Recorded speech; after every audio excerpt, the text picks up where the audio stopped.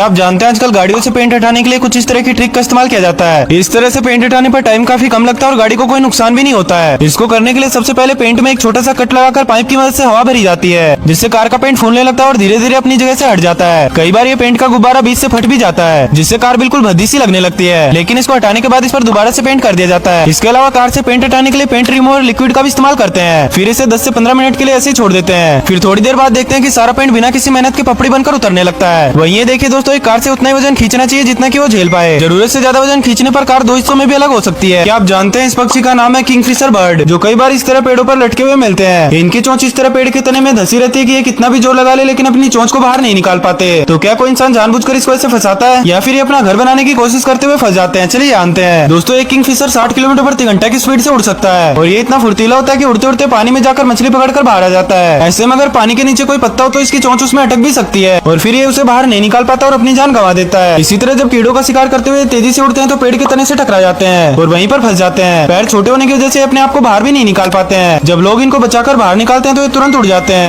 अगर आप भी अपने अनवांटेड हेयर्स को उखाड़ देते हो तो आप बहुत बड़ी गलती कर रहे हो, क्योंकि जब आप नॉर्मली बालों को काटते हो तो वो अपने आप उग जाते हैं। पर कई लोग ट्वीजर्स की मदद से अपने अनवांटेड हेयर्स को उखाड़ देते हैं, क्योंकि उन्हें इससे ज्यादा दर्द नहीं होता और बाल भी बहुत प्यार से निकल जाते हैं। लेकिन सच कहूँ तो ऐसा करके आप अपने बालों को खत्म कर रहे हो, क्योंकि इससे आप सिर्फ उस बाल को ही नहीं बल्कि उसकी जड़ को भी साथ में उखाड़ रहे हो, जिससे वहाँ की स्किन डैमेज हो जाएगी और आपको काफी खुजली होगी। वैसे तो कुछ महीने बाद वहाँ बाल आ जाएगा और वो काफी पतला और छोटा होगा, और अगर आप उसे भी निकाल देते हो तो शायद दोबारा आपको वहाँ बाल आए ही ना। और कई केसेस में तो इन्फेक्शन होने का भी खतरा होता है। जब आपको कोई चींटी काटती है तो इतना दर्द क्यों होता है और बाद में ये पिंपल जैसी चीज भी निकल जाती है। अब कई लोगों को लगता है कि ये जो पिंपल जैसी चीज निकलती है वो चींटियों के काटने पर निकलती है, पर असल में चींटियां तो मुंह से काटती ही नहीं, वो तो अपने मुंह का इस्तेमाल आपकी स्किन को अच्छे से पकड़ने के लिए करती हैं। इनका असली हमला तो इनके पीछे रहता है, मतलब ये इनका नोकीला डंक, ताकि मुंह से पकड़ मिलते ही ये अपनी बॉडी को मोड़ कर जितना हो सके आपको बिना रुके डंक मारती रहे। डंक मारते समय ये आपके बॉडी के अंदर न्यूरोटॉक्सिक वेनम छोड़ती हैं, जिससे आपको काफी जलन, दर्द और कभी कभी एलर्जिक रिएक्शन भी हो सकता है और बॉडी पर ये पिंपल जैसी चीज निकल जाती है। आप एक आइलैंड को धक्का दे सकते हो क्या? एक आइलैंड को धक्का,